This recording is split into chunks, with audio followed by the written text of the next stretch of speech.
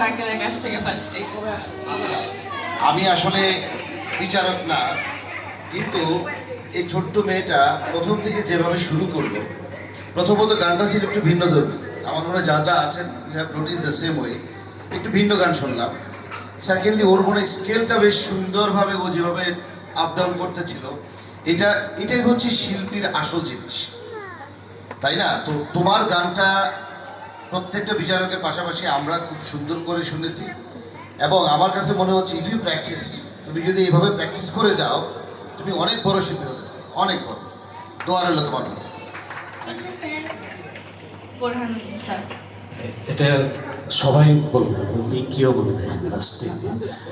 আসলে অনেকক্ষণ যাবত আমরা সকাল আমরা 8টার আগে চলে এসেছি, 8টা থেকে শুরু হয়েছে, অনেক গান শুনেছি, কিন্তু এটা অন্য একটা প্যাটার্নের একটা গান, অন্য একটা বিষয় ছিল যা এতক্ষণ ক্লান্তি লেগেছিল, এই গানটি শোনার পর ক্লান্তিটা কেটে গিয়েছে আমার।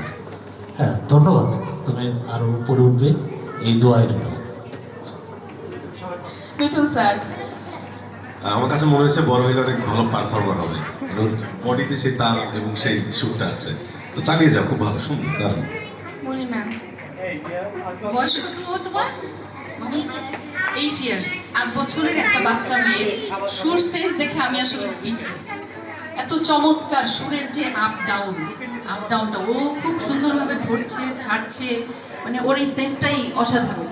আর গায়কই অসাধারণ গেয়েছে, আরো চর্চা করলে আরো ভালো করবে ইনশাল্লাহ। গলা তো মাশাআল্লাহ, খুবই সুন্দর গলা। Thank you ma'am.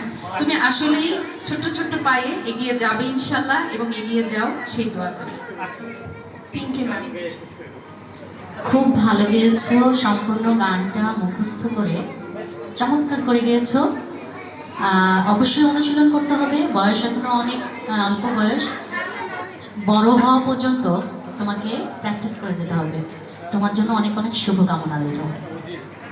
দেখতে পেলাম আমরা প্রত্যেকটা জাজেস তোমার গান অনেক বেশি পছন্দ করেছে। ওয়েট্রি অ্যাকচুয়ালি ওয়েট্রি না, মানে ওয়েট্রিকে দেখলে আমার ছোটবেলার কথা মনে পড়ে। অ্যাকচুয়ালি দেখে মনে হয় কি আমি ছোট হয়ে গেছি, এরকম একটা ফিলিং আসে।